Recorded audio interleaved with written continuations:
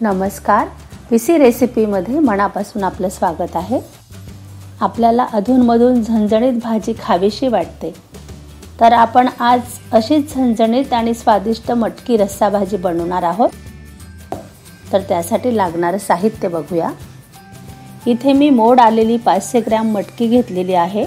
2 मोठे कांदे बारीक चिरलेले, 2 इंच आल्याचे तुकडे, 2 गठ्ठे लसूण, अर्धी वाटी खोबरा काप, 3 ते 4 मोठे चमचे तेल घेतलेला आहे, 1 चमचा हळद, चवीनुसार मीठ, 4 चमचे मिरची पावडर, 2 चमचे धणे पावडर, खडा मसाला, त्यात 10 लवंग, 5 मिरे, 2 चक्री फूल, 2 इंच दालचिनी, 3 ते 4 तुकडे काळे फूल, 3 तेजपान, 2 चमचे खसखस, 2 चमचे शेंगदाणे आणि कोथिंबीर घेतलेली आहे।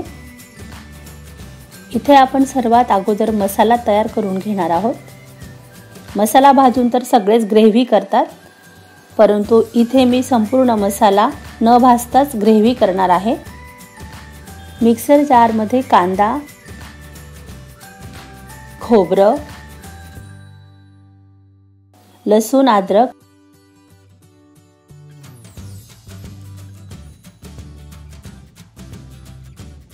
आणि खडा मसाला घालून थोडं पाणी घालायचं आहे आणि त्याची पेस्ट करून घेऊया। ही बघा याप्रमाणे। गॅसवर कढई गरम झालेली आहे, त्यात आपण तेल घालून घेऊया।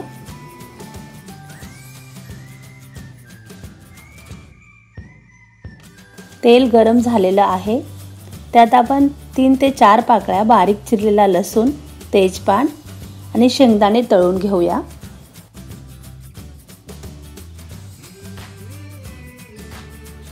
आता आपण जो मसाला दिला आहे तो घालायचा।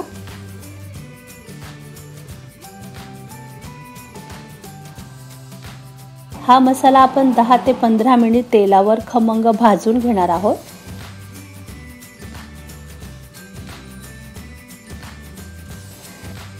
मसाला मस्त भाजून झाला आहे। खडा मसाला घातल्यामुळे सुगंध तर विचारूच नका। यातच आपण धणे पावडर, हळद आणि मिरची पावडर घालून अजून 2 मिनिट परतून घ्यायचं आहे। इन्ग्रेडियंट कच्ची घातल्यामुळे मसाला परतायला थोडा वेळ लागतो, पण भाजी खूप भन्नाट होते।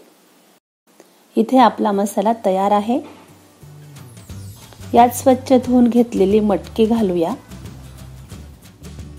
बरेच जण मटकी शिजवून सुद्धा घालतात।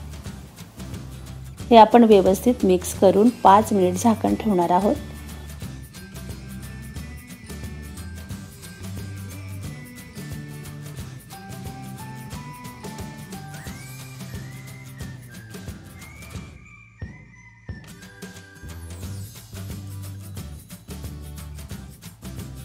यात मसाला वाटलेलं पाणी आणि अजून आपण 1 ते 1.5 ग्लास पाणी घालणार आहोत।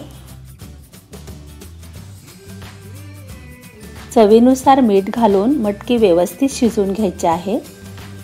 आपल्याला ग्रेव्ही किती थिक हवी त्यानुसार पाणी ॲड करायचे आहे। तुम्ही बघू शकता झणझणीत असा रस्सा तयार आहे। तवंग पण मस्त आलाय। आपली मटकी रस्सा भाजी सर्विंगसाठी तयार आहे। एकदा याप्रमाणे भाजी नक्की करून बघा, खूप स्वादिष्ट होते। तर आजची रेसिपी कशी वाटली कमेंट आणि शेअर करायला विसरू नका। धन्यवाद।